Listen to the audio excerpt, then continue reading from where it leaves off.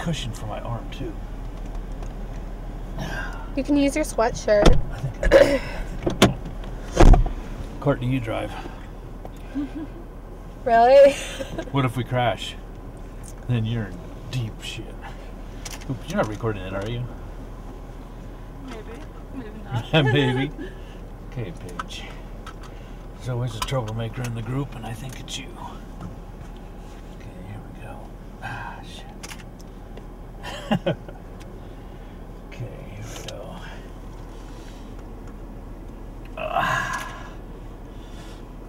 My name is Mr. Corbett. Or do you want just Craig Corbett? Any way you want it. Okay. And how old am I? Guess, how old do you think I am? Like 50? 50? Yeah, I'll be 50 again for the 11th time. Well, Nancy accosted me when I was just a youngster of 16. I had a new driver's license. I had my mom's 66 Impala, Chevy Impala. My sweet wife lived on the wrong side of the tracks, and she saw me as her ticket out. Correct or not correct? Not correct. Well, I saw the potential in my sweet wife, and I knew she was brilliant, smart, and actually, I don't tell this to too many people, but Mamu is smarter than me. That's why I latched on to her. She tried to dump me a few times along the way, but I reasoned with her. Here I am. I'm only 14 years old. I jump in this car, and then I sit next to him, and then that was it. The fact that I sat next to him, that was what sealed the deal for him.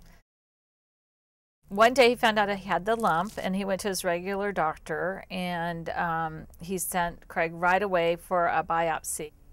We had a pretty good idea what it was. We were actually hoping it was some other type of cancer, but given that he had had melanoma on that side of his shoulder, and given, you know, kind of how it was, I think they were pretty sure, but we didn't, and this was around Christmas time, and so we really didn't tell our family what was going on at Christmas. We just kind of wanted to let them know that some tests were being done. We were waiting for the diagnosis to actually come back, and again, we were hoping that maybe it was some other type of cancer that would be treatable, and hoping it wasn't the melanoma. And so I told Craig that I would keep checking his results on his health record, because you could go online and see what the tests were. And so on our anniversary, December 27th, and I was at my parents', I looked on his record and found out it was metastatic melanoma. So I was the one that actually called him and told him that that's what he had. It was pretty sad. I went in and told my family, and we all started crying, and I changed my reservations, and I flew home a couple hours later. Before my bout with cancer, race car driver, parachute, scuba diving. Oh yeah, we go shooting. We go camping. We go gold mine exploring. And we take a number of our guns and stuff in the desert and shoot them. He used to call me a ton, like at least once a week, and say something hilarious, like something was in the mail for me or something like that. Or anyway, he didn't do that when he had the diagnosis of a melanoma, and he like really turned off for about, I'd say about half a year. Didn't call me. I always called him, and it was always, oh man, I'm not feeling that well. Really totally lost his love of life and his personality. And then something happened.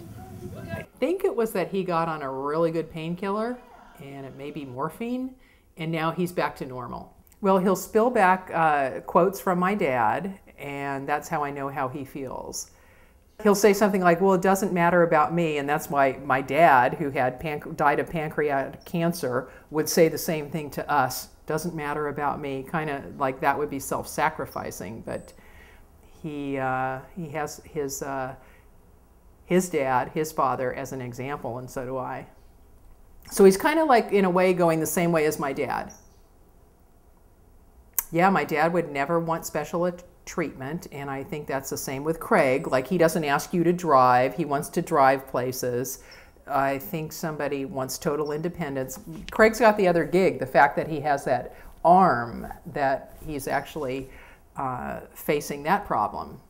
He said, you're kind of out of luck as far as anything we can do, so we want to let you adjust your life to dealing with it, to just living with it. Actually, I'm doing acupuncture, and I was doing PT, but the physical therapy was not helping. I was doing all the physical therapy exercises, and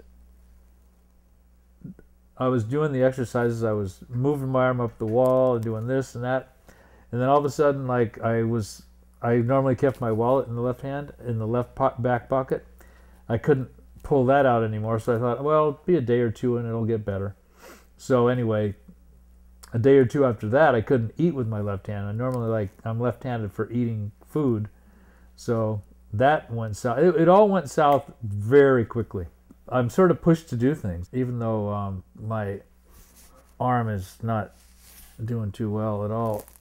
I try to focus on and get him to focus on is you can't really change your past. Your past is your past, and you don't really know what your future is. I mean, anything could happen to either one of us, and that we just have to live in the present. And so every day I just try to live in the present, you know, and make every day the best day. And when he gets, you know, depressed or when you get a new challenge, I just remind him of that. You know, we just have to make every day the best day. But I do have to say, and he knows that, you know, it does feel like I'm taking care of a patient at home, you know. Right. It just... And you're the best, Mama, when it comes to that.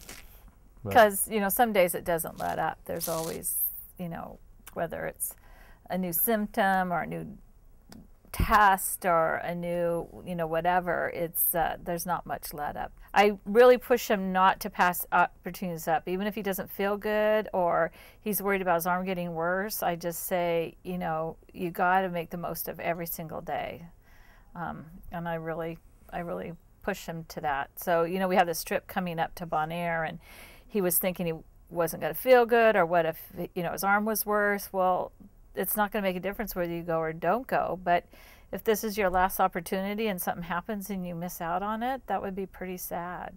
I could imagine some guy that did not have a support group like I have. They would be just, it wouldn't be fun at all. I mean, for me, it's not fun, but I mean, I got Nancy, who takes such good care of me, likes me. Jonathan comes over and, you know, helps me with my business, and all my friends at work, they're very supportive. It's like, oh, you'll snap out of this, you'll be better sooner or later. So maybe I will, maybe I won't, but I hope I do. He'll never be as carefree. He'll have this hanging over his head, the fact that he has I guess a cancer brewing inside of him. You know, you just have to make plans to live your life, because it could be 6 months you don't get a good one. So that's why I think you can only be optimistic. There's a little bit of a balance there, because if you got to the point where you were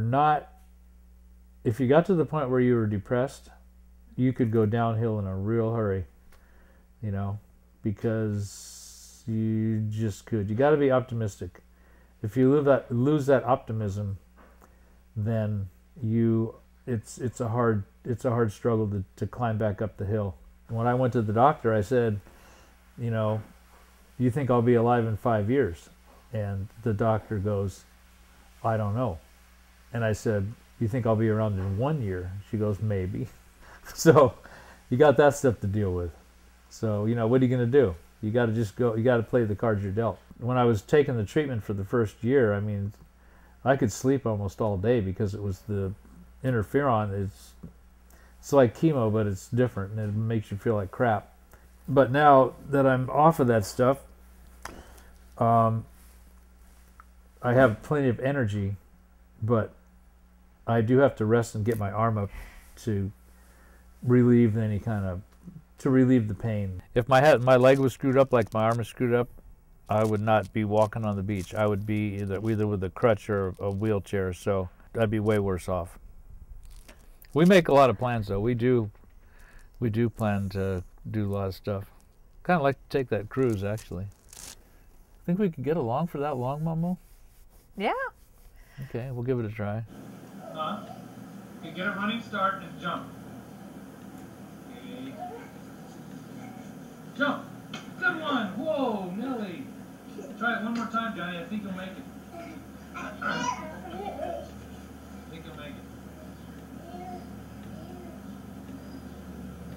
Okay, now this time you gotta jump when you get to it.